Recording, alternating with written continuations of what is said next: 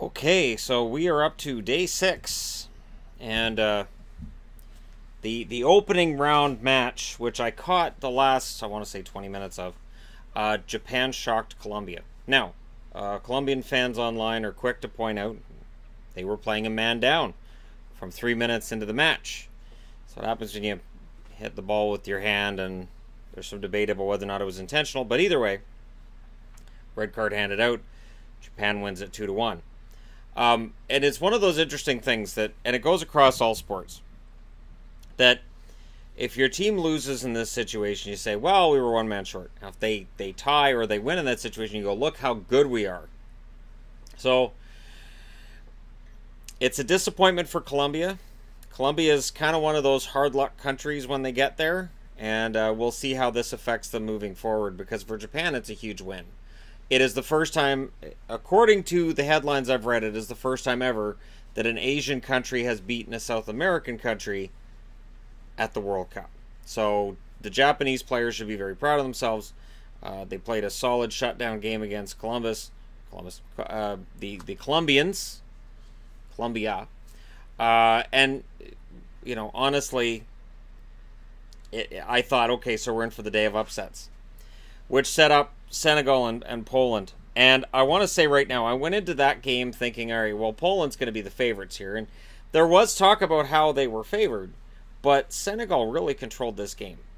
And to be honest, Senegal's coach is now my favorite coach. In the World Cup right now, he is my favorite coach. Very animated. Just fun to watch on the sidelines. They were showing him a lot because he was very animated and fun to watch. And really, honestly, when you look at this game, how far out of the net does your goalie run to play the ball? It's an issue, and you know, for Senegal, it's a huge win. And again, you're looking at an African country coming out and winning a game over a European country, and so that immediately gives you underdog status either way. I remember the first time that I watched the World Cup was in 1990, and I really pulled for the Cameroons. The following one, I believe Nigeria was the one. Like, the African countries, it's fun to get behind them because their fans really enjoy themselves in the stands. And those fans from Senegal, right up there with Brazil for how much fun they're having in the crowd. Brazilian fans, the songs they play, the constant drums you hear, there's nothing like it. But yeah, Senegal, some fun fans, and it is always fun to see a country doing well that you don't necessarily expect to do well. Speaking of which, Russia was tied at the half with Egypt at 0, and it looked like maybe this game was going to be just one of those games that maybe it's going to go to a scoreless draw. After the win by Senegal, or during the win by Senegal, the announcer said there are no scoreless draws in the first round of games.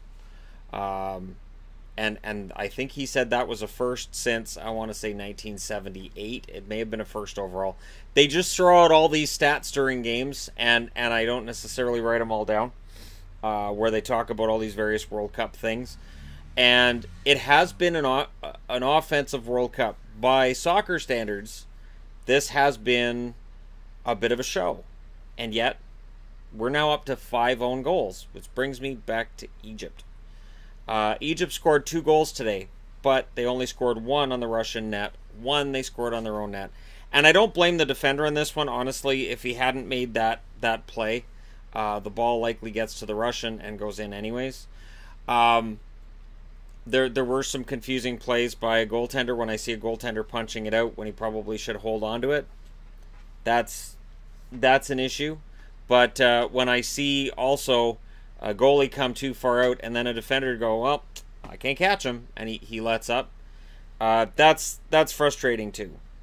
No matter how far behind the play you are, you've got to at least make the attempt. You can't just concede the goal in that situation. But yeah, today it's been upsets. So Egypt is now the first team in this World Cup that, going into Game 3, they don't have anything to play for.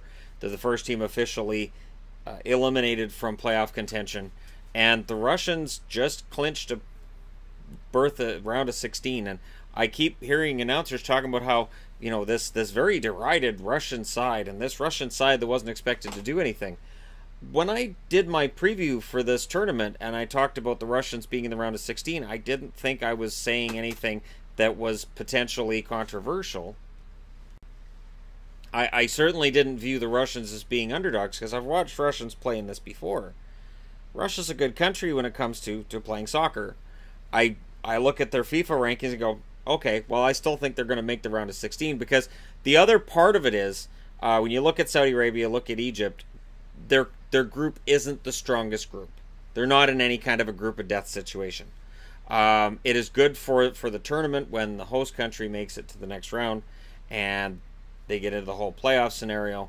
The funny part to me was when the announcer said, oh, you know, you got to watch if you're the Russians. Do you want to finish first or second? Would you rather get Spain or Portugal? And I'm thinking, that's like deciding between drinking arsenic or bleach. I don't think either of those sound particularly pleasant. And Portugal or Spain, regardless of who Russia would play in the next round, that's going to be one heck of a test. This could be one really difficult test. So for the Russians, the prevailing wisdom seems to be that just by having won these 2 games in the group stage, they've won. So there's no pressure on them now. It'll be interesting to see what they do going into that 3rd game, to see what happens there. It will be interesting to see what happens in the round of 16. Are they just happy to be there, or are they going to come out and be tenacious? Are they going to push either Spain or Portugal in that round? So there you go. Day 6, 3 more games, and tomorrow we get into some more second games for some teams. I am used to in hockey doing previews and reviews. I don't want to get into that for this because that can get out of control quickly.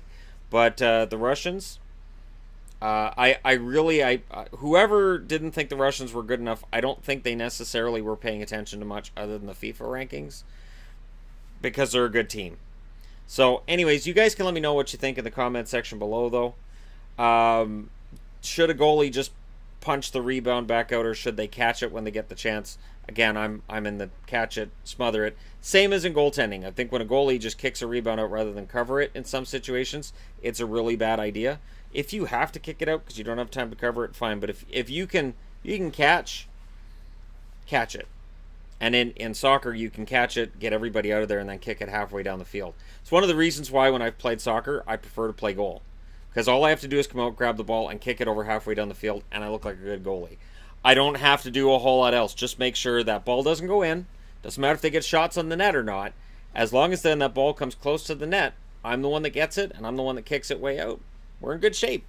But anyways, there you go. That's my 2 cents on it. But I'd like to know what you guys think, especially for European fans of either of my channels. What's your wisdom, your take on it, or South American, or really anybody? Soccer fans, let me know what you think in the comment section below. Don't forget to hit like and subscribe if you're browsing your way through, you just happened upon this video. This channel's really kind of taken off since I started talking about this, so I will talk about this every day, even while I've got all these other videos that I have to get done today as well. Big trade in hockey today, so that kind of backed some stuff up that I was going to do this morning, but it's going to get done, but I had to do this first. So let me know your thoughts. Thanks for watching. I'll talk to you again soon.